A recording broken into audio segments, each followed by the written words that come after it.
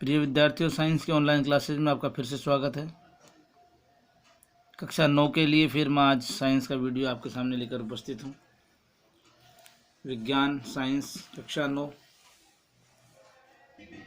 इसके लिए फिर आपके सामने वीडियो उपस्थित है। आज का जो टॉपिक है हमारा, देखिए बुक्स के माध्यम से हम बीमार क्यों होते हैं, वाई डू वी फेल।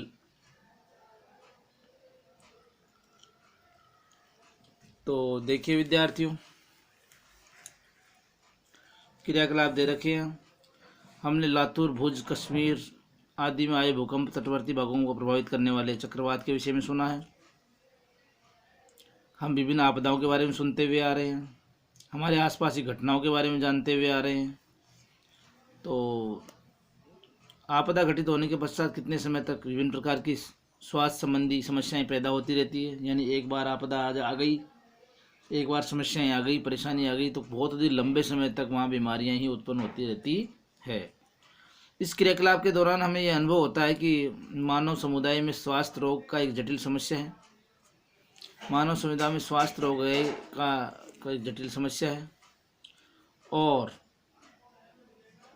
देखिए, बीमारियों का कारण क्या है, आखिर इसकी रोकथाम क्या होती है। हम जानते हैं कोशिकाएं सजीव की मौलिक इकाई है। कोशिकाएं विभिन्न प्रकार के रासायनिक पदार्थों जैसे प्रोटीन, कार्बोहाइड्रेट, वसा, लिपिड आदि से बनी होती है। यहाँ पे आप अंडरलाइन कर लेंगे, प्रोटीन, कार्बोहाइड्रेट, वसा, लिपिड आदि की बनी होती है। और जैसे कि हमारे अंदर कुछ क्रियाएं सदैव ऐसी होती है, कोशिका एक स्थान से दूसरे स्थान पर गतिशील रहती है। हमारे अंगों अथवा ऊतकों में कुछ विशिष्ट क्रियाएं भी होती रहती है, जैसे कि हृदय धड़कना, फेफड़ों में सांस लेना, वृक्क में निस्पंदन द्वारा मूत्र बनना मतलब छन करके मस्तिष्क सोचता है हमारा। ये सभी क्रियाएं परस्पर संबंधित है। उदाहरणार्थ, यदि वृक्क में निस्पंदन न हो तो विषैले पदार्थ हमारे शरीर से बाहर नहीं निकल पाएंगे और शरीर में ही एकत्र हो जाएंगे। तो यानी वृक्क जो होता है, नेफ्रॉन, जो हमारे शरीर के को निस्पंदन करके उसके अंदर विषैले पदार्थ को बाहर निकालता है। तो इस प्रकार शरीर के कई प्रकार के अंग हैं जो हमारे विभिन्न अलग अलग कार्य करते हैं। स्वास्थ्य तथा इसका बिगड़ना, स्वास्थ्य का महत्व, सार्थकता, हम सभी ने स्वास्थ्य के बारे में सुना है तथा इस शब्द का प्रयोग भी हमने प्राय किया है। जैसे कि हम अपने बड़े बुजुर्गों से पता लगाते हैं कि भाई स्वास्थ्य अच्छा नहीं है, मेरे दादाजी का स्वास्थ्य अच्छा नहीं है। हमारे अध्यापक जी इस शब्द का प्रयोग करते हैं जब कहते हैं कि हमारी अभिवृत्ति स्वस्थ नहीं है। ये स्वास्थ्य शब्द का अर्थ क्या है? स्वास्थ्य का अर्थ क्या होता है? इसका अर्थ है अच्छा रहने से, प्रभावी कार्य करना। यानी स्वास्थ्य अच्छा होगा तो सभी कार्य अच्छे होंगे, प्रभावी कार्य होंगे, कार्य करने में मन लगेगा, अभिवृत्ति बढ़ेगी, रुचि हमारी बढ़ेगी, कार्य करने की क्षमता हमारी बढ़ जाएगी और हमारा इंटरेस्ट हमारा बढ़ जाएगा किसी कार्य के प्रति। तो यानी कि सब किसी भी कार्य करने के लिए स्वस्थ रहना बहुत आवश्यक है। तो देखिए विद्यार्थियों, व्यक्तिगत तथा सामुदायिक समस्याएं दोनों ही स्वास्थ्य के प्रति प्रभावित करती है। व्यक्तिगत समस्या हो या सामुदायिक समस्या हो, दोनों ही समस्याएं हमारे शरीर को प्रभाव डालती है। सभी जीवों का स्वास्थ्य उनके पास पड़ोस अथवा आसपास के पर्यावरण पर निर्भर करता है। यानी कोई भी जीव जहाँ रह रहा है उसके आसपास का वातावरण कैसा है, उसके आस पड़ोस का वातावरण कैसा है, इस पर आधारित होती है, सब प्रभाव डालती है। यानी जैसे कि हमारे आसपास का वातावरण गंदा है, साफ़ सफाई हमारे आसपास नहीं है, गंदगी ज़्यादा फैली हुई है, तो निश्चित रूप से हम बीमार हो जाएंगे। ठीक है। अतः हमारा सामाजिक पर्यावरण हमारे व्यक्तिगत स्वास्थ्य के लिए अत्यधिक महत्वपूर्ण है। यानी हमारा सामाजिक जो पर्यावरण है वो हमारे व्यक्तिगत स्वास्थ्य के लिए बहुत अधिक महत्वपूर्ण है। हम कस्बों, गाँव में, अन्य शहरों में रहते हैं। ऐसे स्थानों में हमारे भौतिक पर्यावरण तथा निर्धारित सामाजिक पर्यावरण द्वारा ही होता है। तो सोचिए, कूड़ा करकट उठाने वाली एजेंसी कचरे का निपटारा न करे तो क्या होगा। सोचिए, यदि नालियाँ साफ ना हो तो क्या होगा। काफ़ी मात्रा में कूड़ा करकट इकट्ठा हो जाएगा, गलियों में जो फेंका जाता है अथवा नाले खुले रूप से स्थिर पड़ा हुआ है तो खराब स्वास्थ्य की संभावनाएं बढ़ जाएगी। अतः सामुदायिक स्वच्छता व्यक्तिगत स्वास्थ्य के लिए महत्वपूर्ण है। अब इम्पोर्टेंट फैक्ट ये आ रहा है कि सामुदायिक जो स्वच्छता है हमारे समुदाय की, वो व्यक्तिगत स्वास्थ्य के लिए आवश्यक है।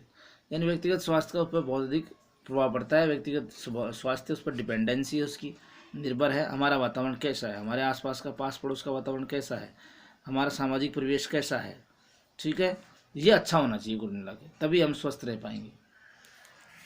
अब देखिए यहाँ पे कुछ क्रियाकलाप भी दिए हुए हैं। तो देखो ये कह रहा है कि आप अपने घर में दैनिक साप्ताहिक उत्पन्न होने वाले कचरे को कम करने के लिए क्या करेंगे, हैं? क्या प्राधिकरण द्वारा किए गए उपाय पर्याप्त हैं? नहीं तो सुधारने के लिए आप क्या करेंगे? ये सुझाव आपको यहाँ पर दिए गए हैं, इसके आधार पर आपको बताना है। तो देखिए स्वास्थ्य के लिए हमें भोजन की आवश्यकता होती है, भोजन को प्राप्त करने के लिए हमें काम करना पड़ता है और हमें काम करने के अवसर खोजने पड़ते हैं, और अच्छी आर्थिक परिस्थिति का कार्य भी व्यक्तिगत स्वास्थ्य के लिए आवश्यक है। स्वस्थ रहने के लिए हमें प्रसन्न रहना आवश्यक है। यदि किसी से हमारा व्यवहार ठीक नहीं है और एक दूसरे से डर के हम प्रसन्न और स्वस्थ नहीं रह सकते हैं, विद्यार्थियों प्रसन्न और स्वस्थ नहीं रह सकते हैं। तो देखो इसलिए यहाँ से अंडरलाइन करेंगे, व्यक्तिगत स्वच्छता के लिए सामाजिक समानता बहुत आवश्यक है। इस प्रकार हम सोच सकते हैं कि अनेक सामुदायिक समस्या हमारे व्यक्तिगत स्वास्थ्य के लिए प्रभावित करती है। तो देखिए विद्यार्थियों अभी चल रहा है, हम बीमार क्यों होते हैं, हम पढ़ रहे हैं भाई ये कौन कौन से प्रवेश हमारे उस पर डिपेंडेंसी है, इसके कौन किस पर निर्भर करते हैं। अब स्वस्थ रहने और रोग मुक्त में क्या अंतर है? तो देखिए रोग का दूसरा अर्थ है असुविधा, यहाँ से नोट करें आप, रोग का दूसरा अर्थ है असुविधा। अंग्रेजी में शब्द है इसका डिसेज, बाधित आराम, यानी आराम में बाधा उत्पन्न करना। यदि जब भी आराम में बाधा उत्पन्न हो रही है इसका मतलब असुविधा हो रही है। तो रोग का दूसरा अर्थ है असुविधा। असुविधा के विशिष्ट कारण का पता होता है। हमें जब भी असुविधा होती है हमें कारणों का पता होता है, भाई हमारा इस प्रकार से असुविधा हुई है। यह हम सरलता से पाते हैं कि बिना किसी विशेष रोग के भी आप अस्वस्थ हो सकते हैं, यानी कोई विशेष रोग भी नहीं हो आपका तब भी आप अस्वस्थ हो सकते हैं। रोग न होने का अर्थ यह नहीं है कि आप स्वस्थ हैं। नर्तक के लिए अच्छे स्वास्थ्य का अर्थ है कि वह शिष्टतापूर्वक अपने शरीर का विषम परिस्थितियों की मुद्रा अभिव्यक्त कर सके। संगीतकार के लिए इसका अर्थ है कि वह लंबा सांस ले सके जिससे कि वह अपनी बांसुरी में स्वर को नियंत्रित कर सके। हमें अपनी विशिष्ट क्षमता को प्राप्त करने के लिए अवसर भी वास्तविक स्वास्थ्य से ही आवश्यक होते हैं, यानी कि जरूरी नहीं है कि हम बीमार हों तभी हम अस्वस्थ होते हैं। हमारा जो भी काम ठीक प्रकार से नहीं हो रहा है तो हम अपने आप को अस्वस्थ मानेंगे, यहाँ पर अस्वस्थ रहेंगे ना। तो देखो अच्छे स्वास्थ्य के लिए यहाँ पे क्वेश्चन कुछ दिए हैं। अच्छे स्वास्थ्य की दो आवश्यक परिस्थितियाँ बताइए, रोग मुक्ति की कोई दो आवश्यक परिस्थितियाँ बताइए। क्या उपरोक्त प्रश्नों में से एक उपरोक्त प्रश्न के उत्तर एक जैसे हैं अथवा भिन्न हैं, क्यों हैं? तो इन प्रश्नों के उत्तर हमने अभी प्रयास किए ढूंढा, तो आपको भी देखना है, इनके प्रश्नों के उत्तर प्रयास करना है, समझना है। रोग तथा इनके कारक। अब देखिए रोग से कारक में चलते हैं। रोग किस तरह के दिखाई देते हैं? ये उत्तक हमारे शरीर की क्रियाकलाप तंत्रों अथवा अंग तंत्रों को बनाते हैं। तो देखिए शरीर में कुछ दोष हैं, हमने अध्याय में पढ़ा था पहले। हमारे शरीर में अनेक उत्तक होते हैं। ये उत्तक हमारे शरीर में क्रियात्मक तंत्रों और अंग तंत्रों को बनाते हैं जो शरीर के विभिन्न कार्यों का संपादित करते हैं। हर अंग तंत्र का अपना एक विशेष अंग होता है जिसका एक विशेष कार्य होता है, और पाचन तंत्र में आमाशय तथा आंत्र होते हैं जो हमारे द्वारा खाए गए भोजन को पचाते हैं, और पेशी तथा अस्थियों में बनी पेशी कंकाल तंत्र हमारे शरीर को संभालता है और शरीर को गति सहायता प्रदान करता है।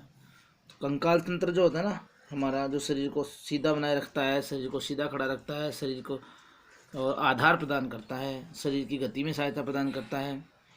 तो इस प्रकार हमारे ये अंगों के बारे में बताया गया। जब कोई रोग होता है हमारा शरीर अथवा अन्य अंगों से विभिन्न क्रिया करता है, संरचना में खराबी परिलक्षिता होने लगती है। इस प्रकार जैसे सिर दर्द होना, खांसी, दस्त, किसी घाव में पस मवाद आना, ये सभी लक्षण हैं। इन लक्षणों से किसी न किसी रोग का पता चलता है, लेकिन इनसे भी यह पता नहीं चलता है कौन सा रोग है। उदाहरण के लिए सिर दर्द का कारण कई कारण हो सकते हैं, मैनी इफेक्ट ऑफ। देखो जैसे परीक्षा का कोई समय आ गया है, हमें कुछ याद नहीं है, समस्याएं बहुत सारी है, तो वहाँ पे सिर दर्द होना संभाविक है, जबकि कोई रोग नहीं है। तो बिना रोग के भी सिर दर्द हो सकता है। अथवा इसका अर्थ है कि मस्तिष्क का वर्णशोध होना अथवा दर्जन विभिन्न बीमारियों में से एक हो जाना, तो वो भी एक बीमारी का कारण है। प्रेशर, हाई प्रेशर होना विभिन्न बीमारी का कारण हो सकता है। रोग के चिन्ह वे हैं जिन्हें चिकित्सक लक्षणों के आधार पर देखते हैं। लक्षण किसी विशेष रोग के बारे में सुनिश्चित कर सकते हैं। चिकित्सा रोग के सही कारण जानने के लिए प्रयोगशाला में कुछ परीक्षण भी करवा सकता है। यानी सही रोग का कारण, हमारी कोई प्रचंड कोई बीमारी हो जाती है, उसके रोग का कारण जानने के लिए चिकित्सक जो प्रयोगशाला में कुछ प्रयोग कराता है, कुछ टेस्टेज वगैरह होते हैं, उसकी सहायता से पता लगाता है। और अन्य भी कई कारण हैं जो जिनसे हम वैसे शरीर स्वस्थ नहीं रहता है, सिर दर्द हो रहा है और कोई समस्याएं हैं। तीव्र, प्रचंड और दीर्घकालिक रोग बीमारी। देखिए विद्यार्थियों, यहाँ पर तीव्र, प्रचंड तथा दीर्घकालिक रोग की बीमारी। रोगों की अभिव्यक्ति भिन्न भिन्न प्रकार की हो सकती है, कई कारकों पर निर्भर करती है। इससे स्पष्ट होता है कि रोग का पता चलता है वह अवधि, कुछ रोगों की अवधि कम होती है जिनमें तीव्र रोग कहते हैं, हम इसे अनुभव किया है हमने। खांसी जुकाम बहुत कम अवधि तक रहते हैं। ऐसे अन्य रोग जो दीर्घकालिक अवधि तक रहते हैं वो दीर्घकालिक रोग कहलाते हैं, जो जीवन पर्यंत चलते रहते हैं, बहुत लंबे टाइम तक, लॉन्ग पीरियड, साल 2 साल 3 साल तक बने रहते हैं, उन्हें कहते हैं दीर्घकालिक रोग। अंडरलाइन कर लीजिए, मोस्ट इंपोर्टेंट फैक्ट है आपका, दीर्घकालिक रोग कहलाते हैं। इसका एक उदाहरण एलिफेंटाइसिस और फील पाँव रोग है, जो भारत में कुछ क्षेत्रों में बहुत आम हो गया है। तो विद्यार्थियों देखिए, आज के लिए इतना ही काफ़ी है। तो उम्मीद करता हूँ आपको वीडियो ये, हाँ, अगले वीडियो में मिलेंगे आपसे। फिर उसके बाद में इसका जो बचा हुआ टॉपिक है नेक्स्ट वीडियो में आपको बताया जाएगा। थोड़ा सा आप उसको प्रयास करना है, प्रश्नों को ढूंढना है, असाइनमेंट आपके पास डाल दिए जाएंगे और अच्छी प्रकार से आपको प्रयास करना है। और ठीक है, मिलते हैं अगले वीडियो में। Okay, best of luck.